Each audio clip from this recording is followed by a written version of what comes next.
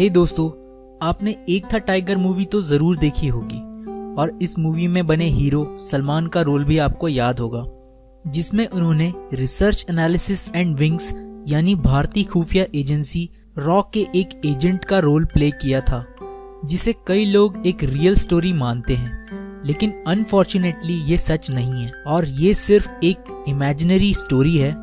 आज मैं आपको एक सच्ची कहानी बताऊंगा जिसे सुनकर आप भारतीय खुफिया एजेंसी रॉ के इस ब्लैक टाइगर को सैल्यूट जरूर करेंगे।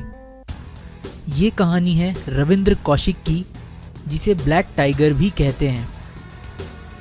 रविंद्र कौशिक का जन्म राजस्थान के श्रीगंगानगर में 11 अप्रैल 1952 को हुआ था। उनका बचपन गंगानगर में ही बीता।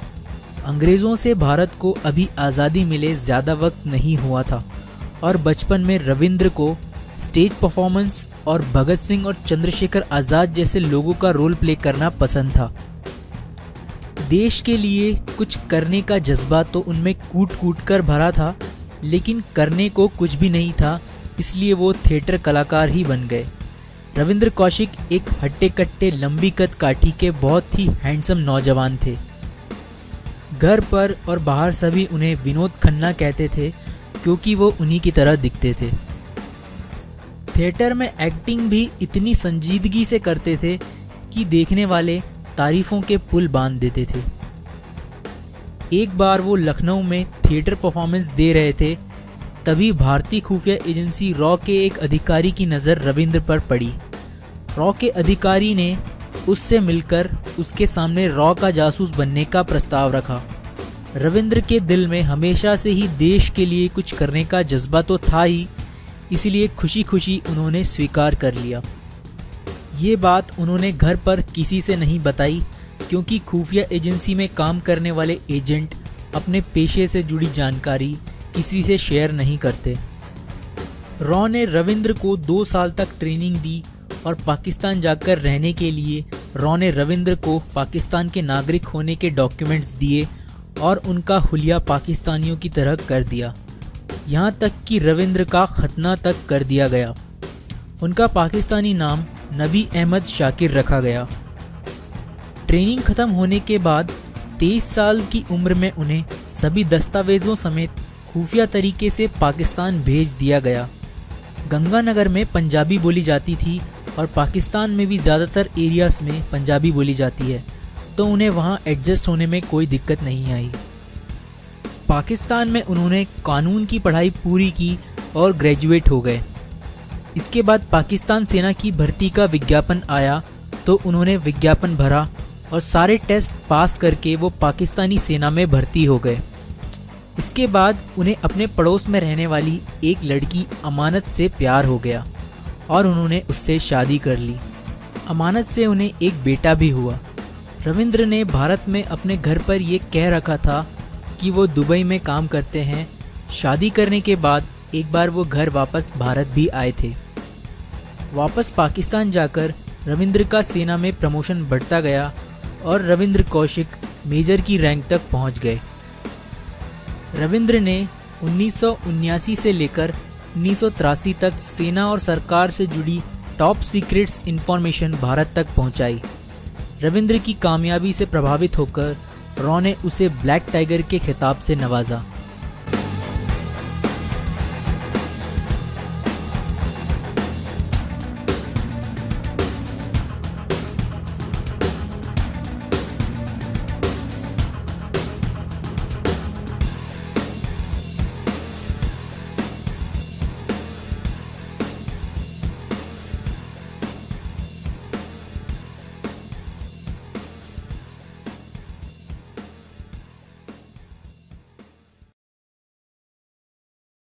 उन्नीस का साल रविंद्र कौशिक के लिए मनहूस साबित हुआ।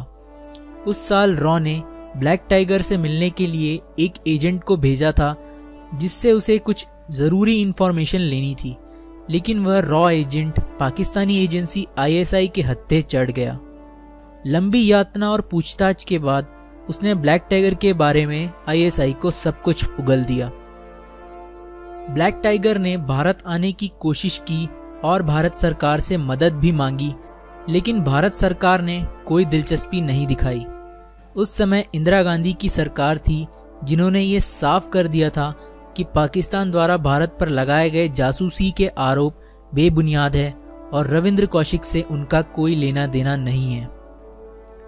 आईएसआई ने रविंद्र कौशिक को सियालकोट की जेल में डाल दिया और उस पर जुल्म सितम की इतनी यातनाएं डाली गई, लेकिन फिर भी रविंद्र ने आईएसआई को भारत से जुड़ी कोई जानकारी नहीं दी।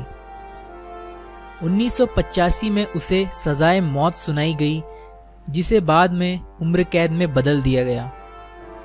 जीवन पर्यंत उसे यातनाएं दी गई। जेल के दौरान एक बार उनकी पत्नी अमानत और उनका बेटा उनसे मिलने आए, लेकिन दोनों ने दूर से ही एक दूसरे को देखा क्योंकि उन्हें बात करने की इजाजत नहीं मिली थी।